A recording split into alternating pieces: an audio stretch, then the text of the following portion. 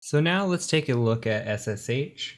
So from the original scan, we saw that it was open and we saw open SSH 2.9 P2. So we're going to copy this and just make a note of that in our notes as well. I think that's important. So we'll just say SSH. We've got the version there.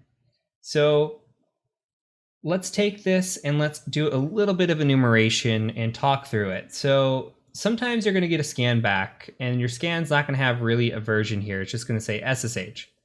And we can go and try to find that out ourselves. And it's always good to attempt that. What we're going to do is we're going to attempt to connect to SSH to this specific port and see if it gives us any information about what's running. And that's really it. At this point, that's most of the enumeration that we can do.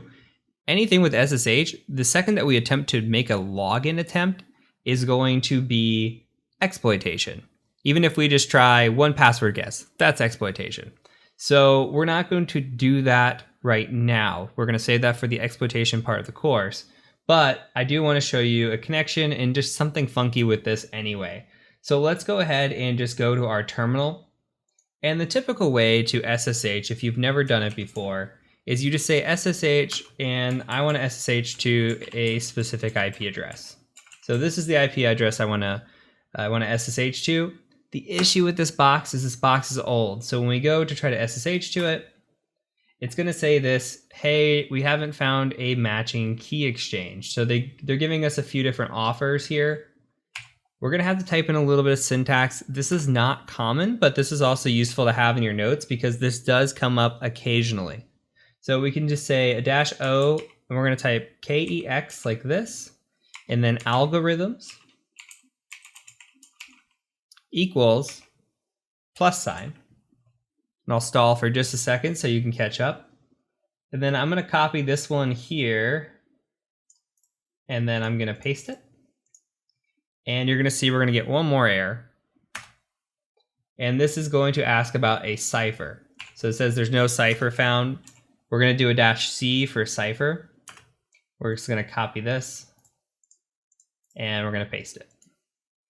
And this should now provide the opportunity to connect. It says the authenticity can't be established. We've got an RSA fingerprint. Do you want to connect? We're going to type in yes. Okay. And what's happening here is it's asking us for a password. There's nothing here for us. So I'm going to hit Control-C. Why did we do this? Why do we even attempt to make this connection? Well, sometimes what happens is a banner is exposed, and the banner will say, hey, we're running SSH version XYZ, and this is built by this person, by this company, etc. So here we're looking for a banner. Unfortunately, there was no banner. So that doesn't give us a lot of information, but fortunately for us, when we had our scan here, we were able to pull down at least the open SSH 2.9 P2. So that's it. And I told you in the beginning, SSH isn't very exciting because there's not a lot of opportunities for like remote code execution. Really, the way we're going to have to do this is hammer it with brute force, and we'll talk about the reasonings why later. But we'll have to hammer it with brute force and just pray. Spray and pray, as we like to call it sometimes. But for now, that's it for SSH. So we're going to start moving into research, different tools we can use to research vulnerabilities, and additional videos on that. So I'll catch you over in the next video when we start digging into some of what we found.